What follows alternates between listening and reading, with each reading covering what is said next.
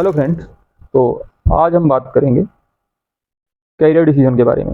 Basically 10वीं के बाद जैसे सब्जेक्ट लेने का होता है, या 12th के बाद बेसिकली हम बात करेंगे कि 12th के बाद आप कौन से कॉलेज कैसे चूज़ करें, और आपको इंजीनियरिंग करना है, क्या करना है। बेसिकली मेडिकल और इंजीनियरिंग इन सब चीज़ों का ही जलवा रहा है, पर अब चीज़ें बदल रही हैं। तो इन सब के परिप्रेक्ष्य में वर्तमान में क्या चल रहा है, इन सब चीज़ों के बारे में बात करेंगे। उसके पहले मैं अपना थोड़ा सा परिचय देना चाहूँगा। मैं शिवम पांडे हूँ और मेरा नाम शिवम पांडे है।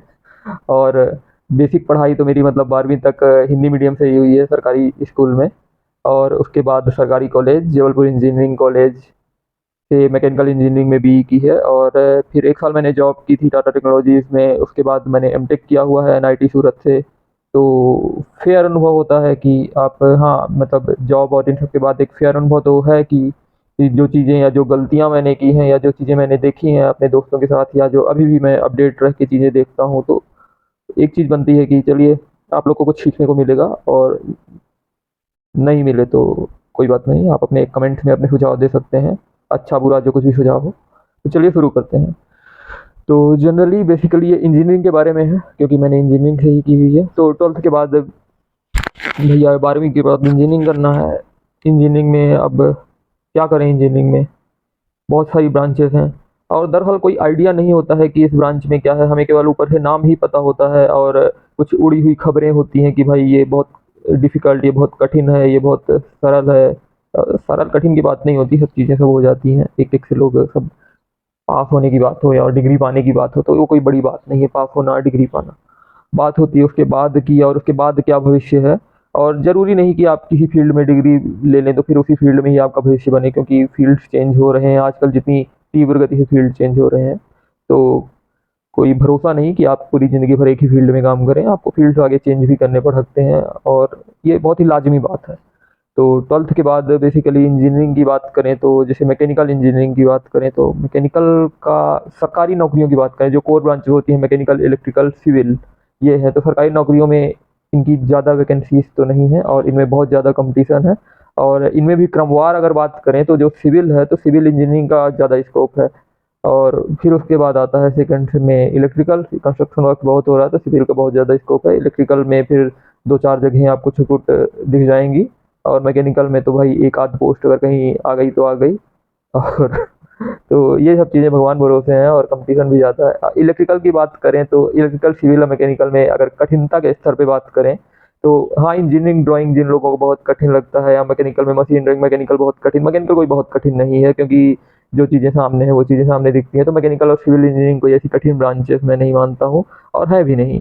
और इलेक्ट्रिकल की बात करें तो यस, इलेक्ट्रिकल में आप थोड़ा higher mathematics, Fourier transform, network analysis, ये चीज़ें हैं। तो इलेक्ट्रिकल कंपेरेटिवली इनसे तो कठिन ही है, मैकेनिकल और सिविल से कठिन है इलेक्ट्रिकल इंजीनियरिंग।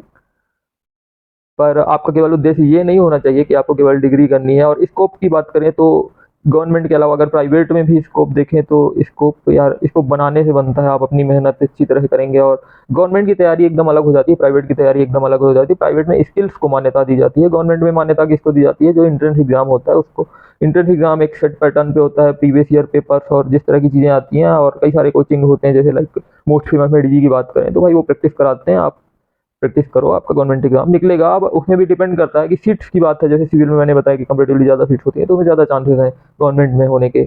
और अगर आपको गवर्नमेंट का कोई ऐसा भूत नहीं चढ़ा है, और भूत गवर्नमेंट का चढ़ना भी नहीं चाहिए, क्योंकि गवर्नमेंट आदमी किस लिए चूज़ करता है, सिक्योरिटी के लिए चूज़ करता है और आराम के लिए चूज़ करता है। तो भाई एक ज़िंदगी मिली हुई है आपको, तो आराम करने के लिए तो नहीं मिली हुई है। और बहुत ज़्यादा आराम करके आदमी आलसी बन जाता है, और आगे कुछ नहीं कर पाता है। इसलिए ज़िंदगी का सदुपयोग करें। और प्राइवेट में भी कोई ऐसा कुत्तों की तरह काम नहीं करा रहे हैं, मैंने प्राइवेट में भी जॉब की हुई है, तो रहता है, आराम रहता है। और आजकल तो भाई वर्क फ्रॉम होम चल रहा है, और बहुत सारी चीज़ें चल रही हैं। तो प्राइवेट भी फेयरली, मतलब ऐसा नहीं है कि वहाँ कोई शोषण हो रहा है आपका, ऐसा कुछ नहीं है। तो गवर्नमेंट प्राइवेट में ये जो अवधारणाएँ बनी हुई हैं, इन सब चीज़ों को और अपने अहम को किनारे रख करके हम देख सकते हैं कि कोई ज़्यादा डिफरेंस नहीं है। प्राइवेट में स्किल को जोर देते हैं, हाँ। गवर्नमेंट में क्या है कि एक तरह का रिपिटेटिव टास्क हो सकता है, पर उसके अपनी खामियाँ हैं कि गवर्नमेंट में फिर आपको कोई ऐसा प्रमोशन या उतनी जल्दी तरक्की नहीं मिलेगी, या उतना ज़्यादा वेजेस नहीं रहते। अब 2 नंबर की कमाई की मैं बात नहीं कर रहा हूँ, और ना ही उसे सपोर्ट कर रहा हूँ। प्राइवेट में क्या है कि आप फेयरली अपनी स्किल को अपग्रेड करते हुए फेयरली पैसा कमा सकते हैं, और आपको आगे जाने के चांसेस भी ज़्यादा रहते हैं। पर आगे जाने के चांसेस किसमें ज़्यादा रहते हैं उसमें भी डिपेंड करता है, क्योंकि जो कोर ब्रांचेस हैं उनमें आगे जाने के चांसेस उतने ज़्यादा नहीं रहते हैं। आप अगर देखें कि सबसे बड़े आदमियों में देखें, मतलब लाइक रिचेस्ट, बड़े का मतलब केवल हम पैसे की यहाँ बात कर रहे हैं, रिचेस्ट में देखें तो इन्वेस्टर्स बड़े होते हैं, या फिर वारेन बफे। और उसके अलावा अगर बात करें जो सॉफ्टवेयर में हो गए, जैसे एप्पल कंपनी हो गई, और बिल गेट्स हो गए, और सुंदर पिचाई, भाई सुंदर पिचाई इंडिया के ही हैं गूगल में। तो इस तरह से सॉफ्टवेयर का जलवा रहा है और रहेगा ही। अब इलेक्ट्रिक की बात करें तो इलेक्ट्रिकल व्हीकल्स बन रहे हैं, तो उसमें इलेक्ट्रिकल का भी काम रहेगा, पर ये सब चीज़ें एक सिंक्रोनाइजेशन में हो रही हैं, उसमें केवल इलेक्ट्रिकल का काम नहीं है, क्योंकि वो जो इलेक्ट्रिकल के साथ जो ईवीज बन रही हैं, उसके अलावा जो सेल्फ ड्राइविंग कार्स बन रही हैं, तो उनमें इलेक्ट्रिकल इलेक्ट्रॉनिक्स, एक तरह का है मेकाट्रॉनिक्स, और उसके साथ ही कंप्यूटर साइंस, ये सब चीज़ें, ये आर्टिफिशियल इंटेलिजेंस, इन सब चीज़ों का भी प्रयोग हो रहा है। तो आप अगर कोई एक ब्रांच लें तो ज़रूरी नहीं कि आप केवल उसी ब्रांच में स्टिक रहें। ब्रांच उस हिसाब से ना चुनें कि भाई केवल इसका स्कोप है, ब्रांच उस हिसाब से चुनें कि आपको क्या पसंद है, जो चीज़ में आप पढ़ सकते हो, जिस चीज़ में आप अपनी कोर कॉम्पिटेंसी डेवलप कर सकते हो। कोर कॉम्पिटेंसी डेवलप करने का मतलब है कि बेसिक से लेके हर एक चीज़, मतलब जिसे पढ़ने में आपको भाई मज़ा आ रहा है, जिसे करने में, जिस फील्ड से रिलेटेड आप ज़्यादा जुड़े हुए हो, क्योंकि कोई एक फील्ड आप ऐसे नहीं कह सकते, हर एक फील्ड इंटरकनेक्टेड होता है, पर बेसिकली कोई एक फील्ड आपको चुनना पड़ेगा जिसमें आप ज़्यादा इंटरेस्टेड हो। तो वो फील्ड उस हिसाब से चुने, ना कि उस हिसाब से चुने कि भाई ये ज़्यादा ग्लैमरस दिख रहा है, क्योंकि ग्लैमरस अगर कहा जाए तो कंप्यूटर साइंस बहुत ग्लैमरस दिख रहा है। इनिशियल सैलरी की बात करें तो हाँ, प्राइवेट में इनिशियल सैलरी कम होती है, आप कह सकते हैं, पर ज़रूरी नहीं है यार। मतलब बहुत ही एवरेज फ्रेंड्स, बहुत ही एवरेज लोगों को मैंने देखा है, वो भी फॉरेन ट्रिप कर रहे हैं और प्राइवेट में अच्छा पैसा कमा रहे हैं, तो कोई ऐसी दुविधा वाली बात नहीं है। और हाँ, है पैसा, क्योंकि इस इंडस्ट्रीज़ में VCs पैसा इन्वेस्ट कर रहे हैं, सॉफ्टवेयर इंडस्ट्रीज़ में। और अभी जो जिस गति से चल रहा है, ऑटोमेशन चल रहा है, तो उस गति से चीज़ें हैं, तो आगे होगा ही। तो इसलिए आप कंप्यूटर साइंस का है तो आप ट्राई कर सकते हैं, क्योंकि उसमें बहुत ज़्यादा प्रोबेबिलिटी है, डिमांड है, लाइक AI इंजीनियर्स की डिमांड है, डेटा साइंटिस्ट की डिमांड है, इन चीज़ों की डिमांड है, बट स्किल की डिमांड है। मतलब आपको हाँ सीखना तो पड़ेगा। अब आपको सीखना ही नहीं है भाई, बिल्कुल आराम करके जीना है, तो फिर आराम की ज़िंदगी यार मैं सजेस्ट नहीं करता, आराम की ज़िंदगी बिल्कुल नहीं।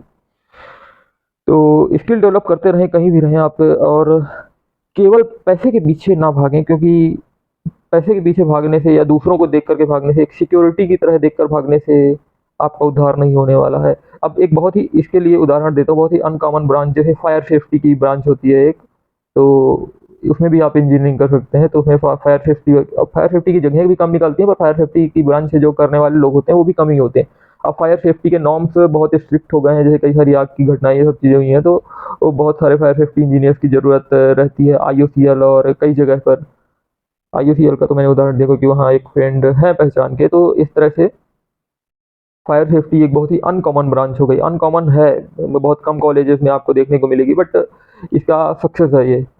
तो आप ये भी कर सकते हैं, आप कंपटीशन से बचने के लिए। फिर कंपटीशन की अगर बात करें तो जैसे कोर ब्रांचेस में कंपटीशन बता दिया, कंप्यूटर साइंस में भी कंपटीशन बता ही दिया कि भाई हाँ, कंपटीशन इन चीज़ों में है, कोर ब्रांचेस में कंपटीशन है, पर प्राइवेट में भी उतना स्कोप नहीं है। कोर ब्रांचेस में उतनी ग्रोथ आपको नहीं देखने को मिलेगी जितनी ग्रोथ आपको वो जो कंप्यूटर साइंस या इससे रिलेटेड में, या आप कोई सिंक्रोनाइजेशन वाली चीज़ें से कर लेते हैं कि आपको जैसे मैकेनिकल भी आता है, कंप्यूटर साइंस की भी स्किल्स आती हैं, तो उस तरह में आपकी ग्रोथ ज़्यादा होगी। और फिर प्राइवेट ग्रोथ के लिए फिर आगे आपको ओवरऑल आपको मैनेजमेंट और पीपल स्किल्स सीखनी पड़ेंगी, क्योंकि बाकी सारी स्किल्स तो ठीक है यार, बाकी आप सब चीज़ें ऑटोमेट हो रही हैं, तो ह्यूमन इंटरवेंशन धीरे धीरे कम हो रहा है, बट पीपल स्किल्स और पीपल मैनेजमेंट स्किल्स, ये चीज़ें कभी आउटडेटेड नहीं होने वाली हैं। तो ये चीज़ें हो गई, और मैनेजमेंट स्किल्स ये बहुत ज़्यादा ज़रूरी हो जाती हैं। तो साथ में इन चीज़ों पर भी इन्वेस्ट करिए। मेरे ख्याल से फेयरली मैंने लगभग ब्रांचेस के बारे में तो बात कर ही ली है।